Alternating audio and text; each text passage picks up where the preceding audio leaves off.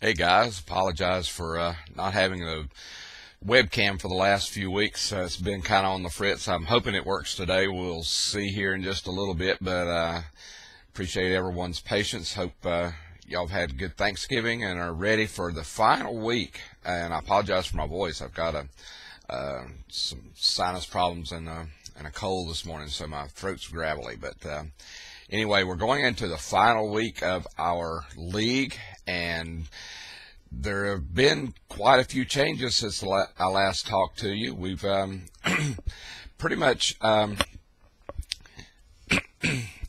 up with the most of the playoff teams have been decided at this point.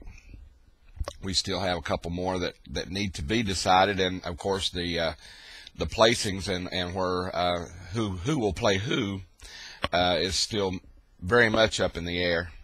But let's go into a little bit of a house cleaning here before we get into this week's matchups. And last week I was 3-3. It makes me 48-24 for the season. Not a bad season at all. I'm pretty happy with that. Always good to get over 60% anyway. That's a pretty good year for me. The trophy winners last week, the top dog was Westover Wallaroos. Wow, Rob's team's just been doing great this year, and he scored 137 points last week. The Lucky Dog Award goes to L-Town Beatdown. He only scored 89 points, but he got the victory, and he's right in the middle of the playoff hunt. All right, and the Tough Break Award went to the Ligers. We've given that award away too many times to the Ligers this year. They've had a good season points-wise.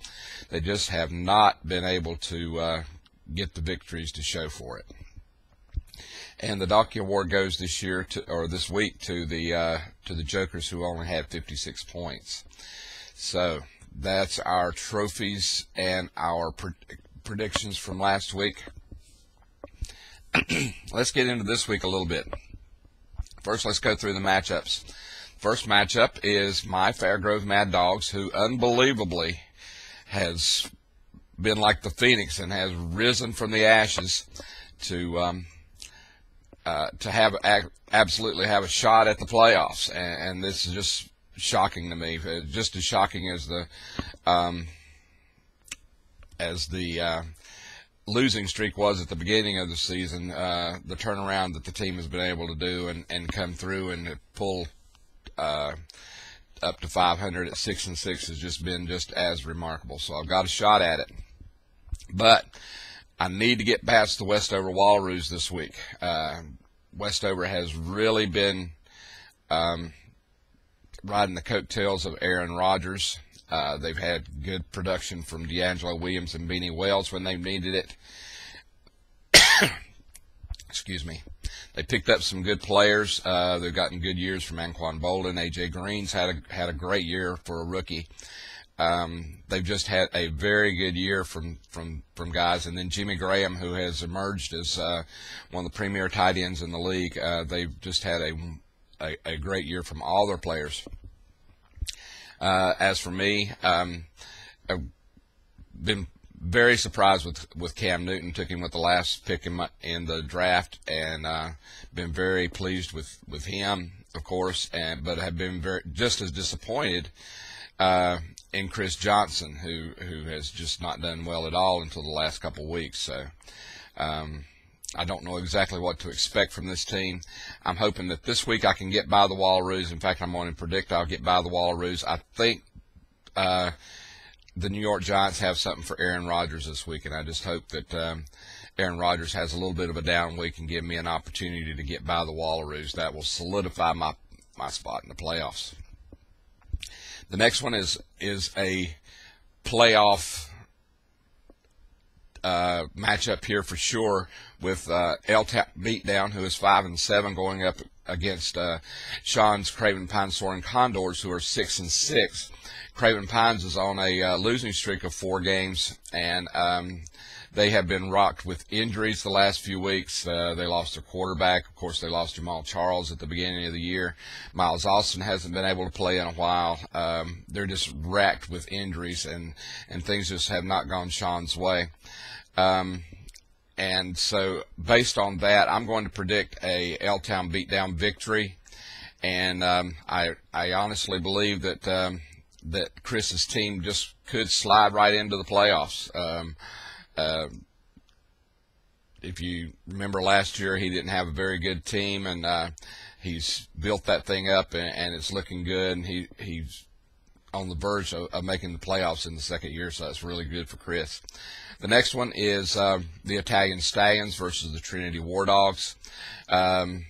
Craig's team hasn't performed here lately, and they just haven't looked all that great.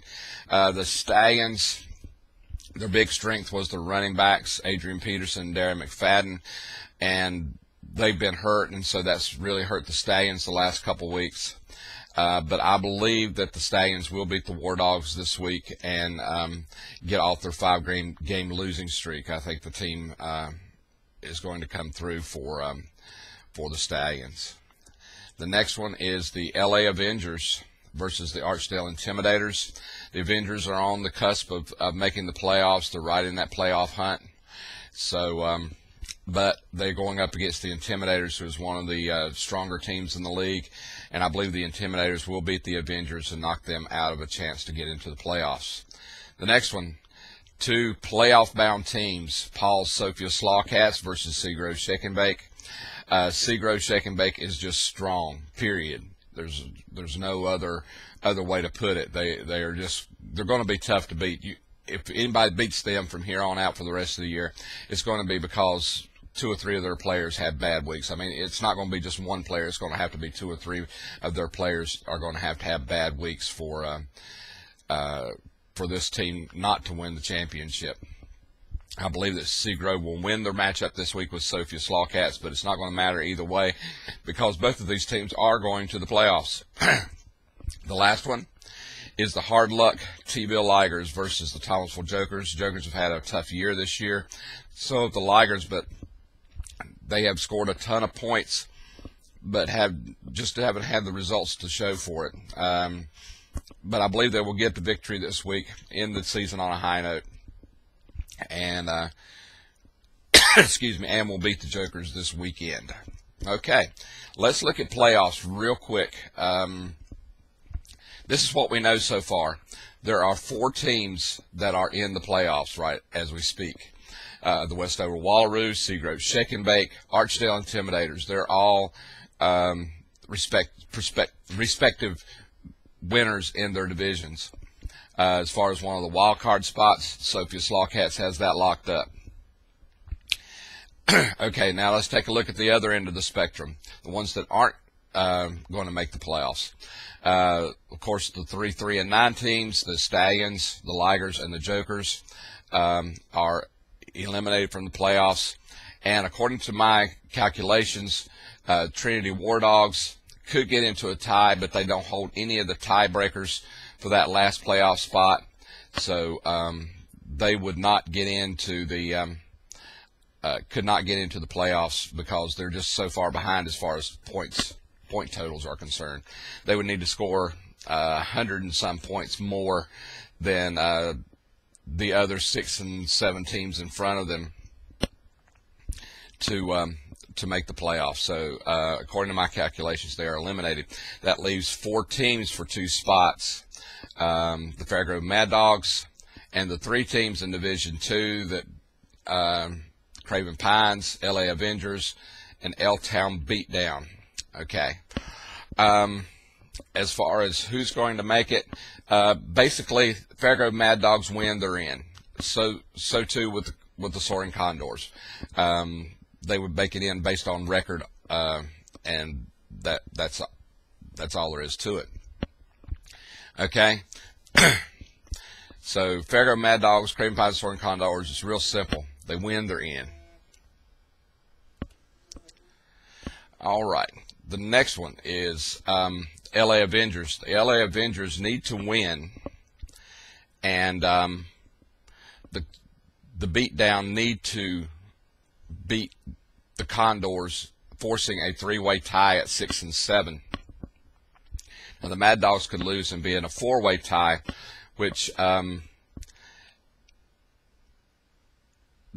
LA Avengers would need to outscore the well, actually, if it's a four-way tie, unless the beatdown outscore the Avengers by more than 5 points, the Avengers would get in. So it's going to come down to point totals, really, how many points are scored this weekend, because the LA Avengers has a 5-point lead over the beatdown. But the Fairgrove Mad Dogs are in pretty good shape, even if they lose, because if they have a good point total this weekend, because they are about 25 to 30 points ahead of the guys that are chasing them for that. So it's a little confusing, but really, as you see, the point totals are real close. Fairgrove Mad Dogs has 11.55, the Avengers have 11.28, and the Beatdown have 11.23. So you got to figure, if there's a three-way tie, then it goes to points 4 points that you scored, and so the highest totals then would go on to the playoffs. All right, that's all I've got for this week. I hope everyone enjoys it. Hope everyone has a good week, and we'll see you next week for the playoffs.